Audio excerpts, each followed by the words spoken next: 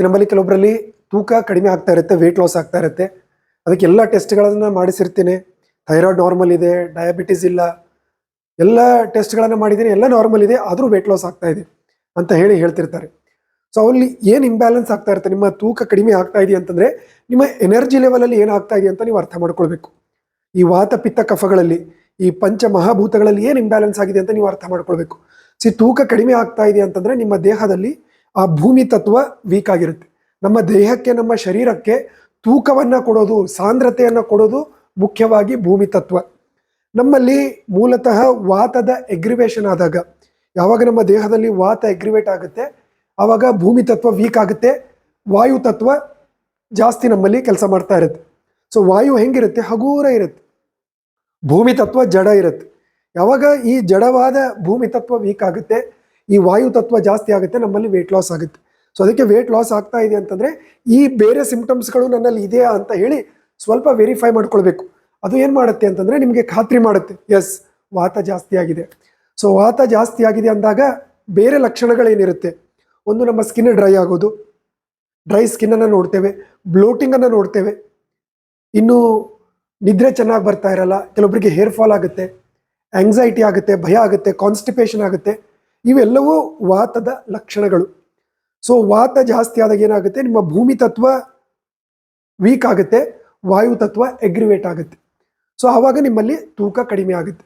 So ಅದು ಆಗಿದೆ ಅಂದಾಗ ನಾನು ಏನು ಮಾಡಬೇಕು, ನಮ್ಮ ವಾಯು ತತ್ವವನ್ನು ಕಡಿಮೆ ಮಾಡಿಕೊಂಡು ಭೂಮಿ ತತ್ವವನ್ನು ಎನ್ಹಾನ್ಸ್ ಮಾಡಬೇಕು. ಸೊ ನನ್ನ ಆಹಾರ ಕ್ರಮ ಯಾವ ರೀತಿ ಇರಬೇಕು, ಸೊ ಭೂಮಿ ತತ್ವ ಸ್ಟ್ರೆಂಥನ್ ಆಗಬೇಕು ಅಂದರೆ ನೀವು ಡ್ರೈ ಐಟಮ್ಗಳನ್ನು ತಿನ್ನಬಾರ್ದು, ಉದುರುದುರು ಇರೋದನ್ನು ತಿನ್ನಬಾರ್ದು, ಒಣಗಿರುವ ಆಹಾರಗಳನ್ನು ತಿನ್ನಬಾರ್ದು. ನಿಮ್ಮ ದೇಹಕ್ಕೆ ಎಂಥ ಆಹಾರವನ್ನು ಕೊಡಬೇಕು ಅಂತಂದರೆ ಸ್ವಲ್ಪ ಮುದ್ದೆ ಇರೋದು, ಸ್ವಲ್ಪ ಲಿಕ್ವಿಡ್ ಡೈಟು, ಸ್ವಲ್ಪ ಬಿಸಿ ಬಿಸಿ ಇರುವ ಆಹಾರವನ್ನು ನೀವು ಕೊಡಬೇಕು. ಸಿಹಿಯನ್ನು ತಿನ್ನಬೇಕು.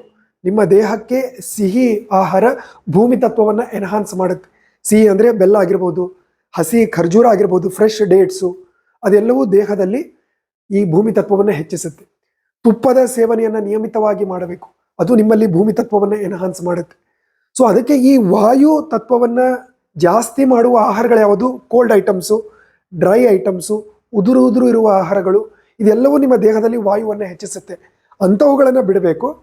ವಾರ್ಮ್ ಫುಡ್ಡನ್ನು ಕೊಡಬೇಕು, ಬೇಯಿಸಿರುವ ಆಹಾರವನ್ನು ತಿನ್ನಬೇಕು, ಸ್ವಲ್ಪ ಮುದ್ದೆ ಇರೋದು, ರಸವತ್ತಾದ ಆಹಾರವನ್ನು ತಿನ್ನಬೇಕು, ವಾರ್ಮ್ ಇರಬೇಕು, ಲಿಕ್ವಿಡ್ ಇರಬೇಕು. ಅದು ನಿಮ್ಮ ದೇಹದಲ್ಲಿರುವ ವಾತದ ಎನರ್ಜಿಯನ್ನು ಕಡಿಮೆ ಮಾಡುತ್ತೆ. ಇದರ ಜೊತೆ ಕೆಲವೊಬ್ಬರ ದೇಹದಲ್ಲಿ ಪಿತ್ತ ಜಾಸ್ತಿಯಾಗಿಯೂ ಕೂಡ ವೆಯ್ಟ್ ಲಾಸ್ ಆಗ್ತಾ ಇರುತ್ತೆ. ಆವಾಗ ಏನಿರುತ್ತೆ, ವಾತ ಪಿತ್ತ ಎರಡೂ ಜೊತೆ ಬಂದಿರುತ್ತೆ. ಆವಾಗ ನಿಮ್ಮಲ್ಲಿ ಗ್ಯಾಸ್ಟ್ರಿಕ್ಕು, ಆ್ಯಸಿಡಿಟಿ ಇಂಥ ಸಮಸ್ಯೆಗಳು ಕೂಡ ಆಗ್ತಾ ಇರುತ್ತೆ. ಸೊ ಆವಾಗ ಕೂಡ ನೀವು ಇದೇ ಡೈಟನ್ನು ಫಾಲೋ ಮಾಡಬೇಕು, ಲಿಕ್ವಿಡ್ ಡೈಟನ್ನು ಫಾಲೋ ಮಾಡಬೇಕು. ಸ್ವಲ್ಪ ನೀವು ಅತಿಯಾಗಿ ಮಸಾಲೆಗಳನ್ನು ಆವಾಗ ತಿನ್ನಬಾರ್ದು. ಪಿತ್ತನೂ ಜಾಸ್ತಿ ಇದೆ ಅಂದಾಗ ಸ್ಪೈಸಸನ್ನು ತುಂಬ ಕಡಿಮೆ ಮಾಡಬೇಕು, ಸಿಹಿಯನ್ನು ತಿನ್ನಬೇಕು, ಈ ಮಜ್ಜಿಗೆಯ ಸೇವನೆಯನ್ನು ಮಾಡಬೇಕು.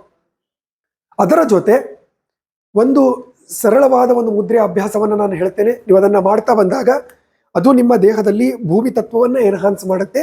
ಈ ವಾಯು ತತ್ವ ಮತ್ತು ಈ ಏನು ಅಗ್ನಿ ತತ್ವವಿದೆ ಅದು ಕಡಿಮೆ ಆಗುತ್ತೆ. ಇದನ್ನು ಪೃಥ್ವಿ ಮುದ್ರೆ ಅಂತ ಕರೀತಾರೆ. ಸೊ ಇದರಲ್ಲಿ ಏನು ಮಾಡೋದು ಅಂತಂದರೆ, ನಮ್ಮ ಹೆಬ್ಬೆರಳು ಮತ್ತು ನಮ್ಮ ಉಂಗುರ ಬೆರಳನ್ನು ಜಂಟಲಿ ಪ್ರೆಸ್ ಮಾಡೋದು. ಉಂಗುರ ಬೆರಳು ನಮ್ಮಲ್ಲಿ ಭೂಮಿ ತತ್ವವನ್ನು ರಿಪ್ರೆಸೆಂಟ್ ಮಾಡುತ್ತೆ. ಮಿಕ್ಕಿರುವ ಬೆರಳುಗಳನ್ನು ಸ್ಟ್ರೇಟಾಗಿ ಇಡೋದು. ಎರಡೂ ಕೈಯಲ್ಲಿ ಮಾಡಬೇಕು. ಒಂದು 20 ನಿಮಿಷದ ಅಭ್ಯಾಸ, 20ರಿಂದ 30 ನಿಮಿಷ ಇದನ್ನು ಮಾಡ್ತಾ ಬಂದಾಗ ನಿಮ್ಮ ದೇಹದಲ್ಲಿ ವಾಯು ತತ್ವ ಕಡಿಮೆಯಾಗಿ ಭೂಮಿ ತತ್ವ ಎನ್ಹಾನ್ಸ್ ಆಗುತ್ತೆ. ನಿಮ್ಮದು ವೆಯ್ಟ್ ಲಾಸ್ ಏನಾಗ್ತಾ ಇದೆ ಅದು ನಿಂತು ವೆಯ್ಟ್ ಗೇನ್ ಆಗಲಿಕ್ಕೆ ಶುರು ಆಗುತ್ತೆ. ಸೊ ನೀವು ಆ ಡೈಟಲ್ಲಿಯೂ ಕೂಡ ಆ ವಾತ ಮತ್ತು ಪಿತ್ತವನ್ನು ಸ್ಪೆಸಿಫೈ ಮಾಡುವ, ಶಾಂತ ಮಾಡುವ ಆಹಾರ ಕ್ರಮವನ್ನು ಅಳವಡಿಸ್ಕೊಂಡು ಅದರ ಜೊತೆ ಈ ಪೃಥ್ವಿ ಮುದ್ರೆಯನ್ನು ಮಾಡಿದ್ರಿ ಅಂತಂದರೆ ನಿಮ್ಮ ವೆಯ್ಟ್ ಗೇನ್ ಆಗಲಿಕ್ಕೆ ಶುರುವಾಗುತ್ತೆ. ಸೊ ಅದಕ್ಕೆ ಆಹಾರ ಕ್ರಮದಲ್ಲಿ ಒಂದು ಕ್ಲಾರಿಟಿ ತುಂಬ ಮುಖ್ಯ. ಏನು ತಿನ್ನಬೇಕು, ಏನು ತಿನ್ನಬಾರ್ದು ನನ್ನ ಇಂಬ್ಯಾಲೆನ್ಸ್ಗೆ, ಅದು ತುಂಬ ಮುಖ್ಯ. ಸೊ ಅದನ್ನು ಅರ್ಥ ಮಾಡಿಕೊಂಡು ಈ ಮುದ್ರೆ ಅಭ್ಯಾಸವನ್ನು ಮಾಡಿ ನಿಮ್ಮ ವೆಯ್ಟ್ ಗೇನ್ ಆಗಲಿಕ್ಕೆ ಶುರುವಾಗುತ್ತೆ.